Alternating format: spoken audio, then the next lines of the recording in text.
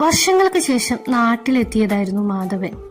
ടൗണിലെ തിരക്കുകളിൽ നിന്നു മാറി തന്റെ പഴയ തറവാട്ടിലേക്കുള്ള ആ മൺപാതയിലൂടെ നടക്കുമ്പോൾ മനസ്സ് പഴയ 10ാം ക്ലാസ്സുകാരനായി മാറി.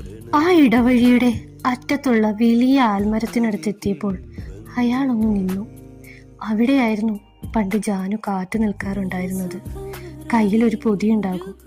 അമ്മയുണ്ടാക്കിയ ഉണ്ണിയപ്പമോ അല്ലെങ്കിൽ തൊടിയില് മധുരമുള്ള മാമ്പഴമോ.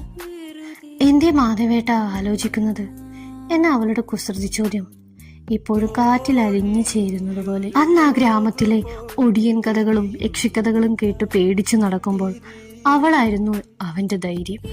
പണ്ട് സ്കൂളിലേക്ക് പോയിരുന്ന ആ പഴയ KSRTC ബസ്സിന്റെ ഹോൺ ശബ്ദം ദൂരെ നിന്ന് കേൾക്കാം.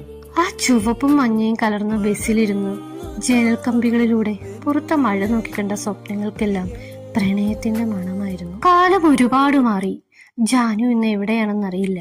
എങ്കിലും ആ പഴയ ഇടവഴിയിലൂടെ നടക്കുമ്പോൾ മാധവന്റെ ഉള്ളിൽ ഇപ്പോഴും ഒരു ചെറിയ മഴ പെയ്യുന്നുണ്ടായിരുന്നു. നഷ്ടപ്പെട്ട പ്രണയത്തിന്റെയും തിരികെ കിട്ടാത്ത ആ പഴയ കാലത്തിന്റെയും ഓർമ്മ മഴ.